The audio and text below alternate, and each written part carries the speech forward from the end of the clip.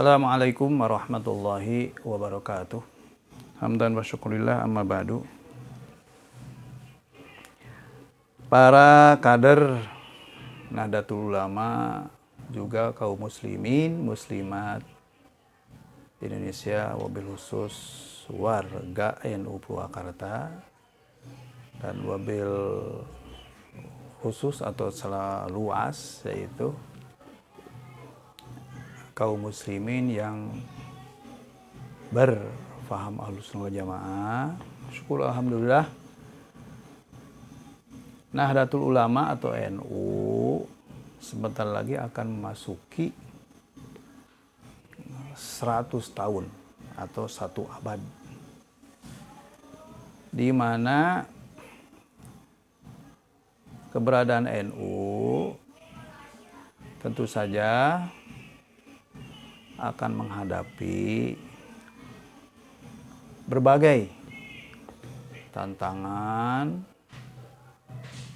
ancaman, hambatan maupun gangguan. Di samping juga NU memiliki peluang-peluang, wabil khusus peluang yang berkaitan dengan masalah sains dan teknologi. Sebelum kita ke sana, perlu tahu dulu, karena harus tahu dulu akarnya. NU itu apa? Gitu. Ma huwa NU wa ma adraka mal NU. Kita ambil ibarat saja. NU itu sebuah pesantren, atau pesantren besar. Mengapa bisa disebut pesantren besar? Karena memang NU didirikan oleh para pengasuh pondok pesantren yang ada di Indonesia, wabil khusus di Pulau Jawa pada saat itu. Dengan demikian, maka pesantren-pesantren yang ada harus menjadi NU, tapi NU-nya NU kecil. Jadi NU adalah pesantren besar, sementara pesantren adalah NU kecil. Gitu. Sebagai sebuah pesantren, tentu layaknya pesantren, jadi harus ada pintu masuk dulu.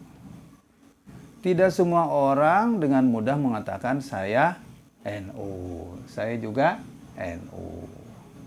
Tentu semua orang bisa seperti itu. Sama seperti mengatakan saya Islam atau saya Muslim atau apalah ungkapan-ungkapan yang lain. Ini untuk menegaskan bahwa menjadi NU perlu kerelaan, perlu kesanggupan, gitu ya, dan juga perlu kesiapan, begitu. Ibaratnya begini, saya ingin masuk pesantren, satu pesantren. Maka salah satu cara yang harus tempuh adalah saya daftar ke sana dan kemudian diterima oleh kiainya. Setelah masuk, setelah diterima oleh kiainya, kemudian mengikuti berbagai kegiatan-kegiatan yang ada di pesantren, gitu. Jadi seseorang tidak begitu saja mengatakan saya adalah santri pesantren itu, sementara dia tidak punya kesiapan untuk menjadi santri, apalagi sampai ikut kepada kegiatan-kegiatannya, gitu. Lebih parah lagi, ada orang yang mengaku menjadi santri sebuah pesantren, tapi di belakang dia justru mengatakan hal-hal yang sebaliknya. Apa itu mengkritik, lebih parah lagi menjelek-jelekan pesantren. Kok mengaku pesantren tertentu, tapi pesantrennya sendiri jelek-jelekan. Itulah yang terjadi. Banyak yang mengaku NU, tapi banyak pula orang yang mengomentari, mengkritik, dan bahkan lebih terkesan menjelek-jelekan NU, gitu. Nah, itulah sebabnya kenapa Bahasi mengatakan barang siapa yang mengurusi NU, maka aku anggap santriku. Dan siapapun santriku, aku doakan mati husnul khotimah beserta keluarganya.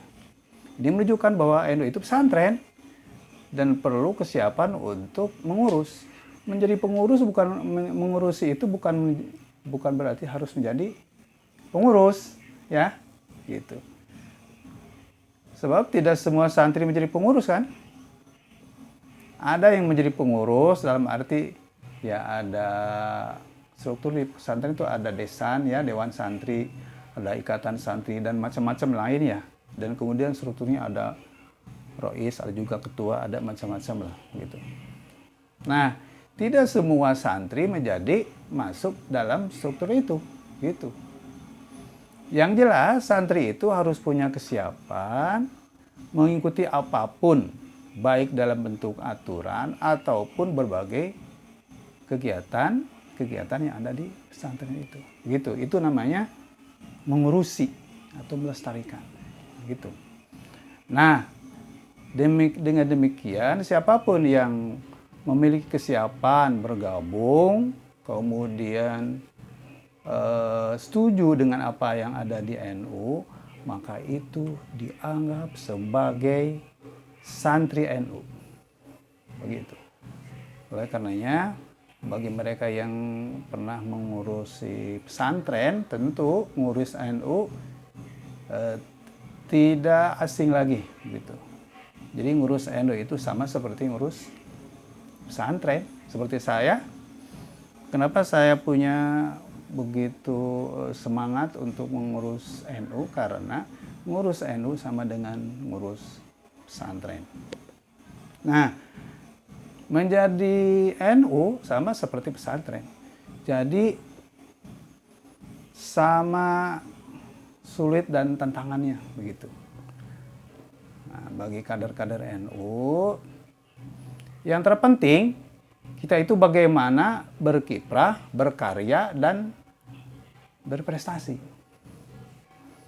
Jadi jangan terlalu mendengarkan komentar-komentar atau ocehan-ocehan orang yang tidak jelas, justru berkeinginan atau berharap NU ini tidak ada. Gitu. Sama seperti orang menginginkan sebuah pesantren itu bubar dengan menjelek-jelekannya gitu. Jadi caranya bagaimana? Caranya berprestasi. Bagaimana cara berprestasi? Ya aktif ngurus, begitu. Insya Allah itu sebagai sebuah usaha atau syariat atau ikhtiar. Sementara yang melestarikan, menjaga, dan seterusnya itu hakikatnya adalah Allah Subhanahu wa Ta'ala. Begitu. Jadi NU ini insya Allah dijaga oleh Allah, dipelihara oleh Allah. Nah, kita sebagai warganya yang berpaham Ahlussunnah Jamaah memiliki kewajiban untuk berikhtiar semampu mungkin dengan berbagai usaha, ikhtiar, dan prestasi yang disebut dengan aktif. Begitu. Dan aktif itu